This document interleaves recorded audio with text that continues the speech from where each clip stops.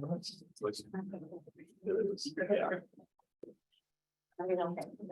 morning.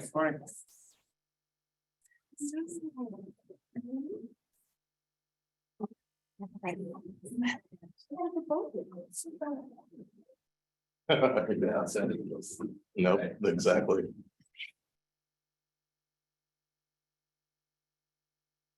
What time is it? We have 30 seconds or so. Let's just get settled in. And are you going to talk about the thing we went to in La Salva at all? I just couldn't remember the name of it, and I was going to see.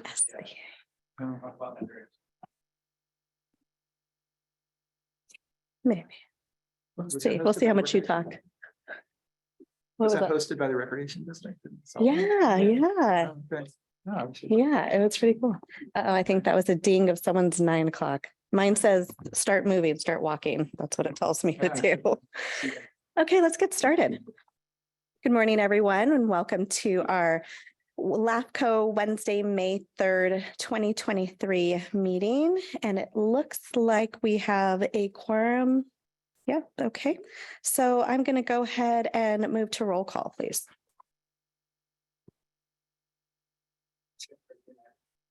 Here. Here. Here. Here.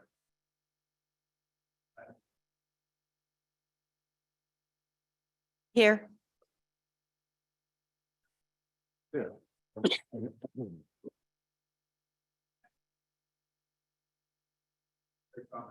Here.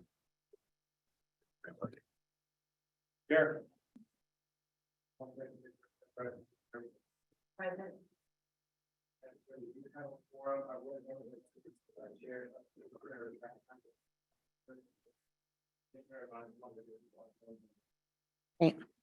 Is your mic turned on? Yeah. Sorry about that. There you are. There you are. Well, good morning, everyone, and I'd like to welcome Shebra to our commission this morning. If you don't know her, she is currently on Capitola City Capitola, my dream come true. Darn it, Santa Cruz City Council, and welcome to your first meeting. So we'll move on to item 2, our executive officer's message, please. Thank you, Madam Chair. Just briefly, as a reminder to the commission and to the public, this meeting is being conducted using a hybrid model. Under this approach, commissioners will be here in person, but the members of the public and our legal counsel can have the option to join us either virtually or in person. Members of the public will have an opportunity to address the commission on any agenda item. They can do that in 2 ways. They can raise their hand on Zoom. For those joining us via conference call, if you press *9, that will raise your hand, or they can be here in person and go to the podium and address the commission in that way. Since we are back to in-person meetings, there is no need for a roll call vote unless the chair decides to conduct one. So that's one update. The other update that I wanted to provide is regarding the city rotation schedule. As the commission is aware, the city selection committee appoints city representatives on LAFCO, and it's based on a historical rotation schedule for equal representation. Under this practice, we will now have the city of Capitola and Scotts Valley as our voting members. We'll have the city of Santa Cruz as our alternate, and the city of Watsonville has rotated out.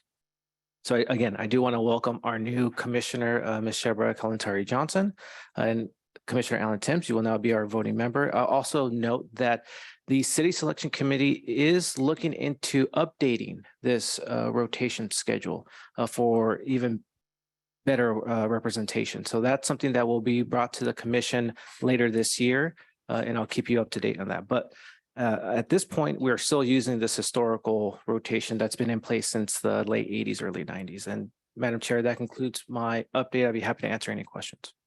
Any questions from our commission? Nope. Okay, so let's go ahead and move on to item 3. This is the adoption of our April 5th, 2023 minutes. May I have a motion? I move the minutes. Okay, may I have a second? I'll second. See Commissioner Lather, excuse me. All in favor? Aye. Any opposed? Okay, so this item passes. We're going to move on to item 4, oral communications. So opportunity for members of the public to address the commission on items not on this morning's agenda. Anyone from our in-person audience? No one from the in-person audience, but we do have a member of the public on Zoom, so we're going to ask them to unmute themselves. Look at one more time. There we go. Good morning. This is Becky Steinbrunner. Can you hear me? Yes, ma'am. Thank you, and good morning to everyone. I appreciate the hybrid option here this morning. I always prefer in person, but I'm not able to do that this morning. So thank you for keeping the hybrid platform open. And I want to since Director Serrano has raised the issue of the city selection committee, I want to continue my concern about that committee and the recent investigative report by Lookout Santa Cruz reporter Christopher Neely, finding that that committee has violated the Brown Act for decades. I filed a Public Records Act request with the County of Santa Cruz to try to get the records of that committee, and after 6 weeks, I've still received nothing. So I'm very concerned about this committee. I'm grateful for reporter Neely, and I'm hopeful that the county will improve this process and that it will be open to the public. So thank you for bringing that up, Director Serrano. I want to also say that I saw but was not able to read completely a newspaper article that the Pajaro Valley Health District, Hospital District is planning to put something on the ballot to assess parcels in that area. I'm nervous about that. I'm hopeful that your commission will discuss that. And I still haven't seen that business plan that they have. I am continuing to monitor because I have to leave this meeting this morning, possibly before its end. I just want to reference the correspondence that I sent yesterday, and thank you, Mr. Serrano, for including it in late correspondence for the board, for the commission to see. The Branson 40 fire, Scotts Valley fire. 1 minute left, Miss Becky. Thank you. Merger continues to concern me, and some of the issues I raised in my letter to your commission are primary, but there are many others. And I look forward to seeing the AP Triton fire analysis. Tomorrow is in my area, in my CSA 48 is a special meeting of the County Fire Department Advisory Commission, and I'm looking forward to seeing that. It's a contract possibly with CAL FIRE only for 1 year, when the 2020 Special Assessment District, not unlike what's happening in Branson 40, but when it was passed in CSA 48, we were told that it afforded a 3-year contract and increased staffing. It is now back to a 1-year contract that is less cost savings, and they're talking about having to hire more staff and possibly asking for further funding. So these things concern me, and I continue to watch them with interest. Thank you very much. Thank you. Ms. Becky. Madam Chair, we do not see any other hands raised or any hands here in the chambers. Okay, great. We're going to go ahead and move on to item 5, our public hearings. This is item 5A, City of Watsonville Service and Sphere Review. We will consider the adoption of a service and sphere of influence review for the City of Watsonville. Mr. Serrano, this is your item. Thank you, Madam Chair. State law requires LAFCO to conduct service reviews for all the cities and special districts in our county every 5 years.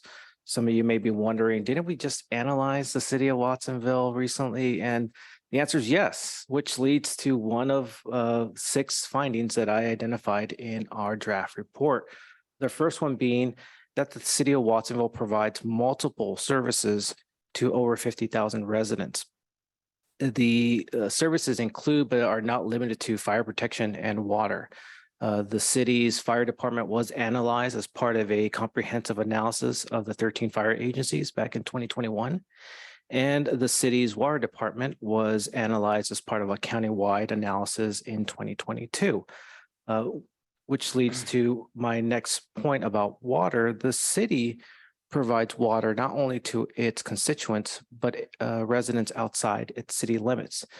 In fact, we're talking about around 65,000 people are relying on the city's water, and the water is provided through 15,000 connections. With a large population relying on these essential services from the city, it's critical that the city is financially healthy. I'm happy to report that the city, during our analysis of the last 6 fiscal years, is financially stable. In fact, they ended their fiscal year with a surplus in all 6 years that we analyzed in this report. So they are financially stable. Another important aspect in our analysis is whether they're transparent. And one of the things that we've been doing recently since 2021 is we've been using benchmarks to see how transparent their websites are. The 18 benchmarks that we looked at, the city was fulfilling all of them except 2. One is identifying their mission statement on their website and having links to the LAFCO service reviews. So staff is recommending that the city have a copy of this service review or a link to the service review. But overall, their website is robust, is transparent, it has a lot of useful information. One of the useful information that's available on the website is multiple long-range plans. They have master plans for the airport, for their water and sewer. They have strategic plans, capital improvement plans. All of this is available on the city's website. They're also working on a 2050 general plan update, and they've actually established a technical advisory committee to ensure that all interested and affected agencies have input. And I think that's something that LAFCO has seen a success is when we have a stakeholder approach. LAFCO was also invited to be part of this committee, so we look forward to providing our feedback based on LAFCO's perspective. The last findings that I wanted to bring up to the commission is their service review. What's a sphere? It's a planning tool. In other words, it identifies who's the most logical provider of services. This commission amended the city sphere back in 2022 to reflect the water service area. Again, a sphere doesn't automatically require annexation or encourage annexation. It just identifies who's the most logical provider of services. The city of Watsonville provides water already, so the sphere simply reflects that. Staff is recommending that we just reaffirm the existing sphere. This report fulfills the statutory requirements, but it also gives a snapshot of the city's story. It tells us where it's been and its accomplishments. It tells us where they currently are and what they're facing. And it also identifies where the future may lie for the city. So therefore, staff is recommending that the commission do the following actions. Find that this report is exempt from CEQA, determine that this report fulfills the requirements under LAFCO law, and that the commission adopt the draft resolution approving the 2023 Watsonville Service and Sphere Review. I also want to take this opportunity to thank the city staff for their time and effort in completing this report. So I want to thank Ms. Susie, who is here from the city. But again, it was a collaborative effort and I'm happy with the findings. But with that, Madam Chair, that concludes my presentation. I'd be happy to answer any questions. Any questions? Commissioner Lather? Let me see, is it on? Okay. So one of the things that I would have liked you to have included was Freedom County Sanitation District, because it's bifurcated and basically 3 little islands of sewer service. And I think that the city should be providing that service. It causes a lot of trouble for upkeep, and the residents are actually paying quite a bit more than the city residents do for the same service. And there's no logical stop other than that it's the city limits. Right. And it just, it's a low income community. They're paying quite a bit more because they're paying the city rates, plus on top of that, the counties to just continue to use their sewer. And that should be considered. It's never been considered, or maybe the city doesn't want to consider it because then they get stuck with some extra pipeline. But from a logical standpoint, I would have liked to seen at least an overlay showing the Freedom Sanitation District pieces that are there, and how it overlays with your maps of the city boundaries, especially if I don't know if they're serving water to these people. Mhm. So they're serving them water, but not sewer, Right. Fair point. Okay. Any other questions? More of a general question as it relates to sphere boundaries. So as you mentioned, the sphere goes beyond the city limits of Watsonville.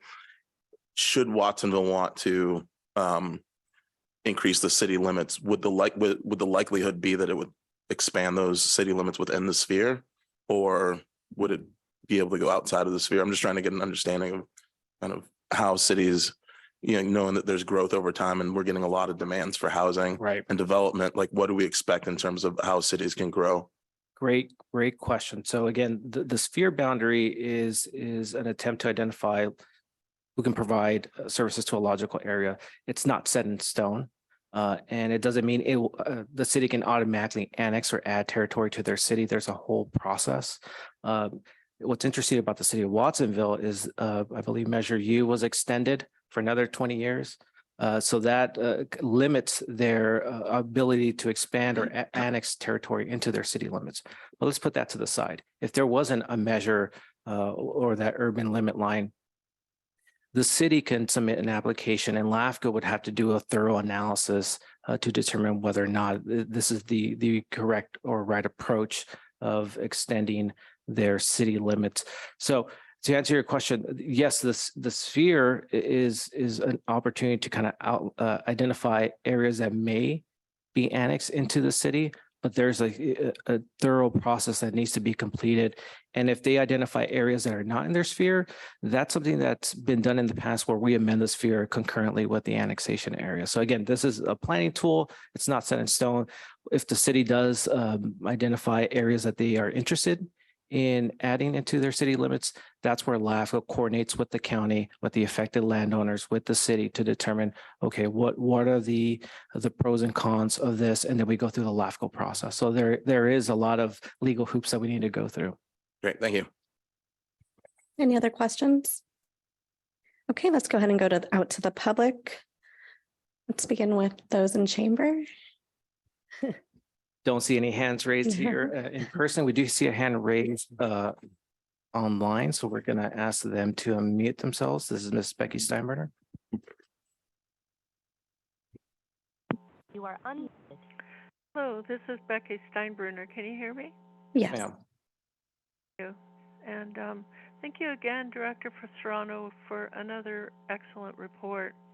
And thank you, Commissioner Lather, for bringing up the issue of sanitation districts. I am aware also that the Salsapueda Sanitary District out on the eastern side of the city limits connects to and is served by the Watsonville wastewater treatment plant. So I think that needs to be acknowledged in there. A concern that we all have seen raised with the last flooding is the security of that wastewater treatment facility and potential flooding if storms are going to be getting more intense in the future. So I'm hoping that the city of Watsonville will include that in their capital plans, and that the extensive work on the Pajaro River levee will also help with that.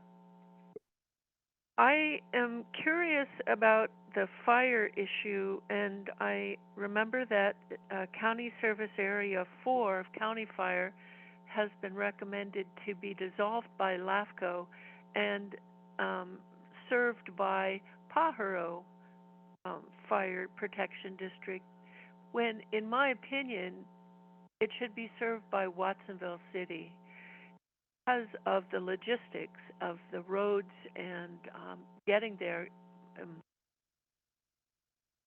makes more sense. So I think that should be included in there.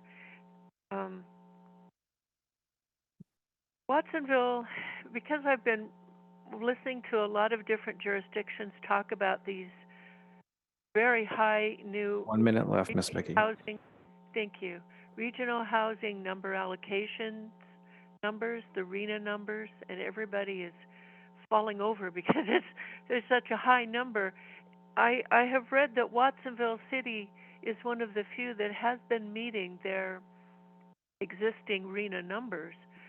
Most have not. So I applaud Watsonville city government for their I always find their council meetings very welcoming.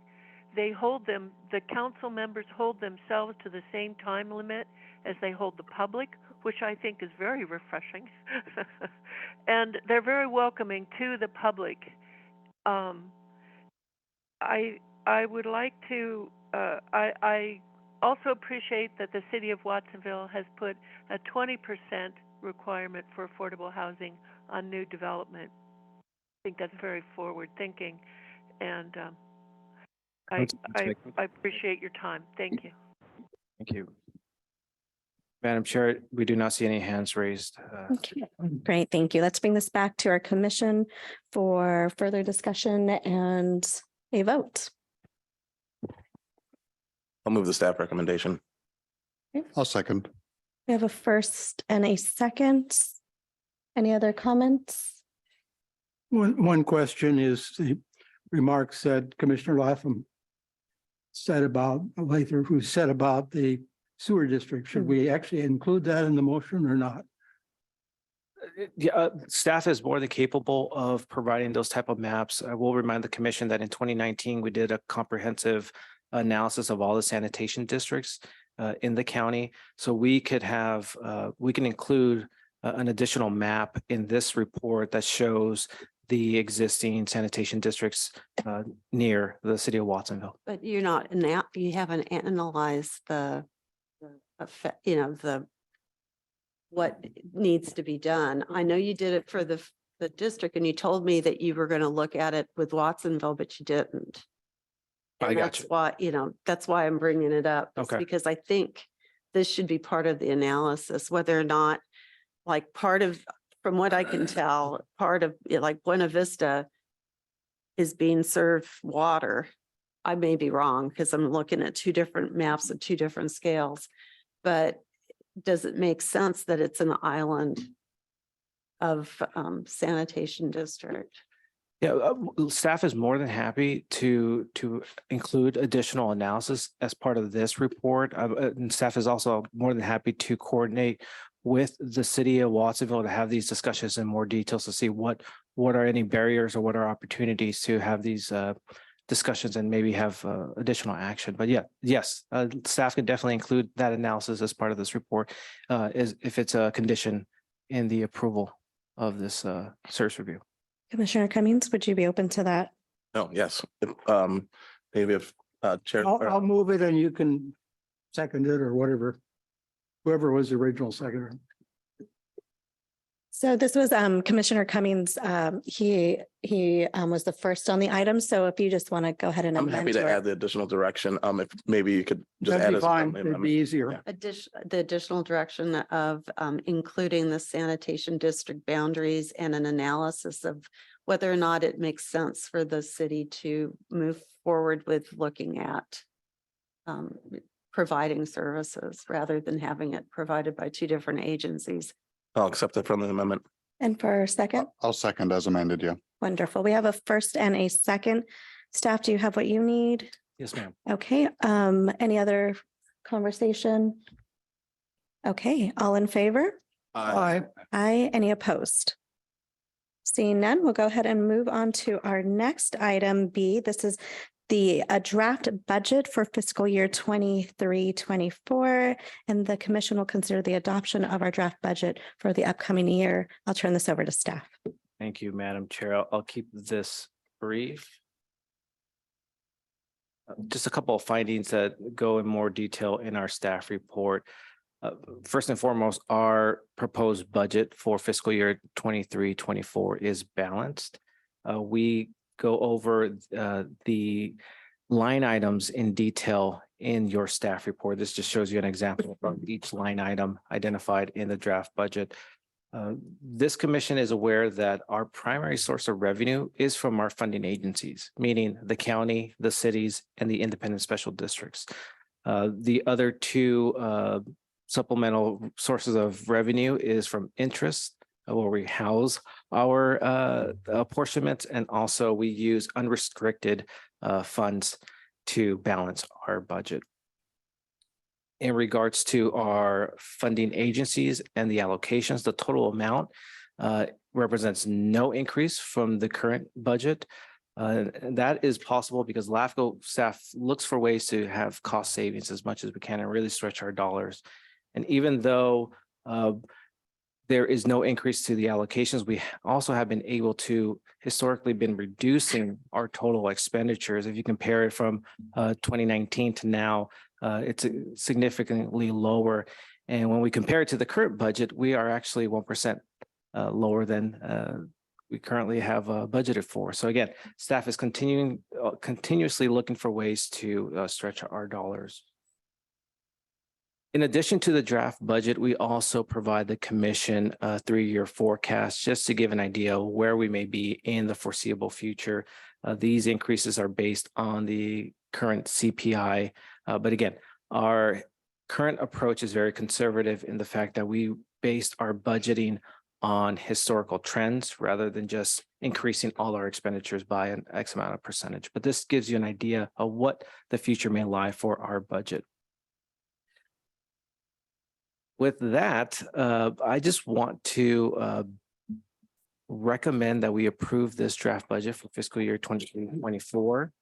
If the commission does approve it, we will provide a copy of the draft budget to our funding agencies for comment, and then we will bring back the final version of the budget with any proposed edits to the commission on June 14th, which is our next commission meeting.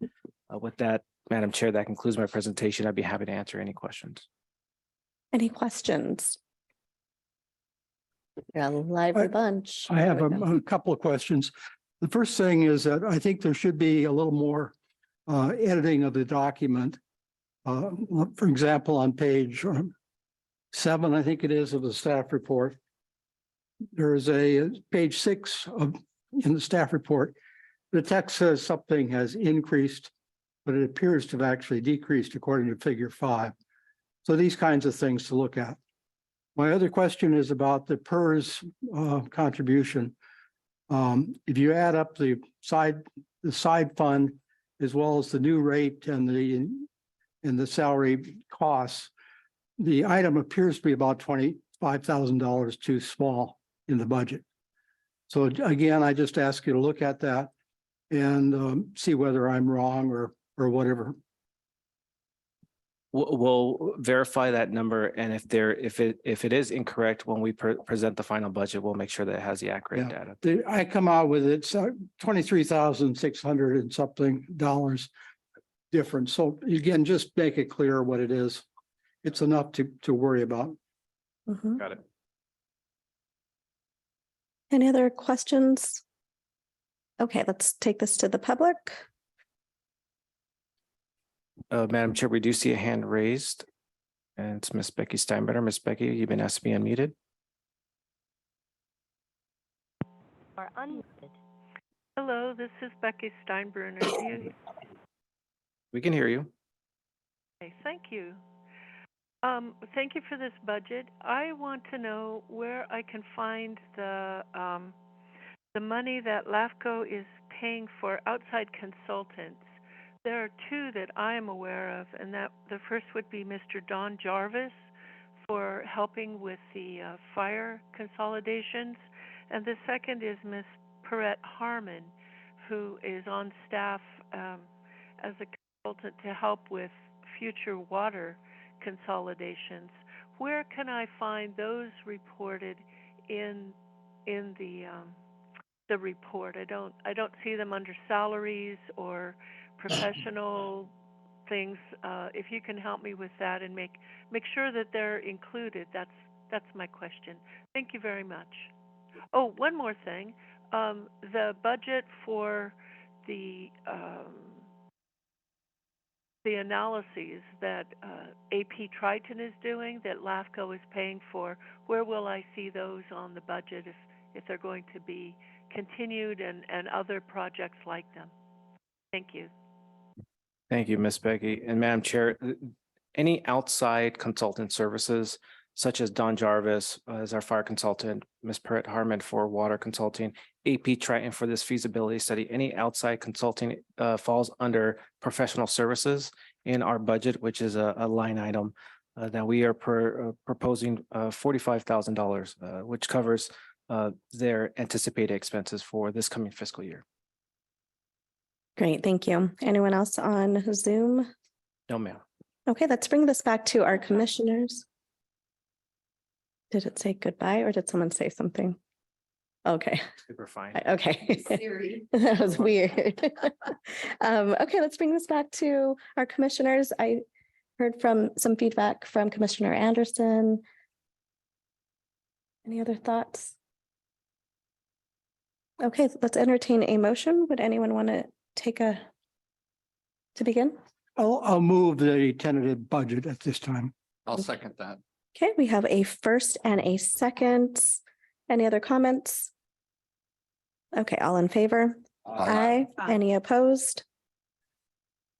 Okay, this item passes. Let's move on to item 6. Now, this is other business. This is our comprehensive quarterly report, our third quarter for fiscal year 22-23. There's no action required, just an informational item for our commission today. And I'm actually going to toss it over to our analyst to give an update to the commission. And for everyone, this is Mr.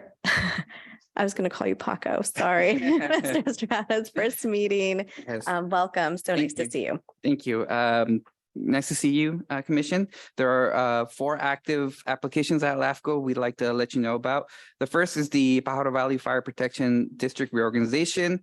The application was initiated by board resolution in March of 2022, and a reorganization would entail annexing approximately 72 square miles into the district, concurrent dissolution of CSA 4, and concurrent detachment of the annexed area from CSA 48. The purpose is obviously to provide fire protection services to 20,000 PV constituents. And the update here is that LAFCO has been working with a consulting firm to determine how the proposed reorganization will financially impact the affected agencies. And that assessment is due as early as June 2023. The second application is from the Branson Forte Fire Protection District reorganization. The current update with them is that LAFCO continues to coordinate with the 2 fire districts under the pre-organization agreement. Branson Forte Fire District is scheduled to conduct multiple workshops to provide education and information to residents on the proposed benefit assessment to continue using the fire station. The third application comes from Scotts Valley Water District sphere annexation. And as you recall, this came to you in April. And the commission approved annexing 180 parcels, approximately 1,500 acres into the district. And again, the purpose is to obviously, provide the best service to the residents. And the update there is that the residents have between May 8th and June 2nd to submit petitions of opposition. LAFCO will consider ratifying the results of the protest period on June 14th, which is your next meeting. And the fourth application is from the Reclamation District number 2049 is a dissolution. The application was initiated by district resolution, and the purpose is to dissolve the Reclamation County District. It's the only reclamation district in the county with no full-time staff, no office, no website, and only 1 board member. Government Code Section 58879 requires that the State Controller Office make an annual list of inactive special districts. And we anticipate that that the Reclamation District will make it on that list in November of this year. And as a reminder, the commission adopted a 5-year work plan in 2019 to ensure that service reviews happen under LAFCO's purview. Today, you saw the City of Watsonville. For your next meeting, the commission will consider a service and sphere review for County Service Area 53, which is the mosquito and vector control services. In August, the commission will consider a sphere and service review for County Service Area 11, which is a park and rec district and services. And in September, the commission will consider a service and sphere review for County Service Area 12, which provides services to support septic systems throughout the county. And October, the commission will have a service and sphere review for Service Area 38, and finally in November for the city of Santa Cruz. So you'll have a busy schedule coming up. And part of the review, there's also a brief budget review that ended for third quarter, March 31st, 2023. The commission, if you have any questions, the information is there. And LAFCO also submitted a list of meetings, collaborative meetings at the commission that Mr. Serrano's been working with for the past 3 months. And there's information on there as well, if you are interested. It did it. Ooh, sorry, look, I'm saying. Thank you. I'll find my groove eventually, but thank you. Thank you. Great job. Okay, any questions before moving forward, moving on? No, okay, thank you. Let's move on to item 7 then. This is our written correspondence. Staff? Madam Chair, we do have, before we move forward, we do have a request to address the commission on 6A, if you don't mind if we. Please. Ms. Becky, you've been asked to be unmuted. You are unmuted. Thank you, Director Serrano. This is Becky Steinbrunner. Do you hear me? Yes, ma'am. Thank you very much. I appreciate the report and I want to welcome, I call him Paco too, from the Watsonville City Council meetings. Thank you. It's a real pleasure to have you on board and to see you now when I go there. I just want to also say that LAFCO has been very responsive to requests from my service area, County Service Area 33, Redwood Drive road maintenance. Residents have recently raised questions that we needed LAFCO's expertise on, and they, Mr. Serrano and I'm forgetting your last name, Paco, I'm sorry, but the two of them met with us and were so helpful and gave us information to move forward with what our community needs to do. So not only are they doing these good service reviews and reports to you, they are also, in my opinion, very well serving members of the community when they request help. Thank you very much. Thank you, Ms. Becky. And Madam Chair, we do not see any other requests to address the commission. Okay, thank you. Let's move on to item 7, written correspondence now. Madam Chair, we did receive a late correspondence yesterday from Ms. Becky Steinbrenner. It was an email that was forwarded to the commission. It was also posted on the LAFCO website. I will summarize it, but in case Ms. Becky wants to add more details, but she raised concerns about the validity and transparency of the proposed benefit assessment process that's tied to the proposed reorganization involving Branson 40 and Scotts Valley Fire. As the commission is aware, Branson 40 is in the process of merging with Scotts Valley Fire. Specifically, it's a reorganization. They are dissolving, and Scotts Valley Fire is concurrently annexing that area into their service, their jurisdictional boundary. As part of that process, the Branson 40 Board of Directors wanted to know the future of their Branson 40 Fire Station. This has been historically understaffed and underfunded. They relied heavily on volunteers, and as the fire districts around the state have seen, volunteers just continues to go down in numbers. So they are no longer sustainable. That being said, Branson 40, Scotts Valley Fire has made it clear that they can provide services with or without the Branson 40 Fire Station through their 2 existing fire stations that are nearby the community. Now, if the community wants to keep their fire station in operations, they're more than happy to if it's properly funded. So that's why the Branson 40 board directed staff to hire an outside consultant. So LAFCO helped send out an RFP. We sent it over to 50 different consulting firms. They received 1 response. That was SEI Consulting. They did a detailed study on what the proposed assessment would be for each parcels. It's based on a number of factors: parcel size, whether it's vacant or developed, et cetera. And in addition to that, Branson 40 board and Branson 40 Fire has been conducting workshops to educate the residents about the proposed assessment. That being said, it is LAFCO's perspective that this has been a very transparent process. In fact, this is not required in the LAFCO process to conduct a benefit assessment for the fire station. This is something that the Branson 40 board wanted to conduct so that the community determines the future of the fire station, not Scotts Valley Fire, not the Branson 40 board, not LAFCO, but the people. Do they want to keep their fire station open? And if so, are they willing to fund it through this new tax?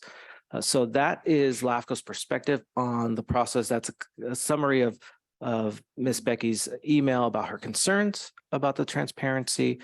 But that being said, Madam Chair, there's no need for action here. I just wanted to bring this to the commission's attention, and I've been happy to answer any questions. I do see Ms. Becky's hand is raised.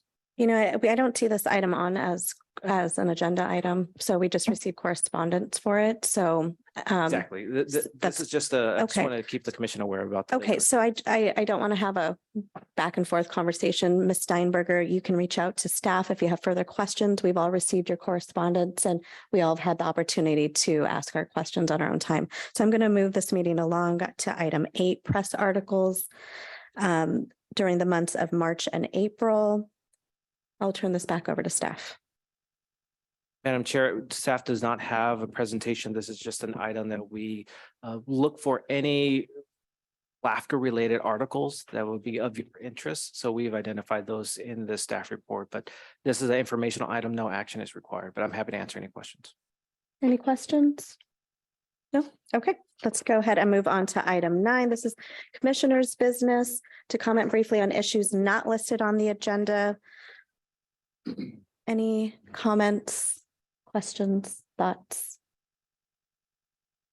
What you ate for breakfast? Nothing? Okay, I'll just use this opportunity to share that I attended the CSDA, the CSDA Special Districts Association.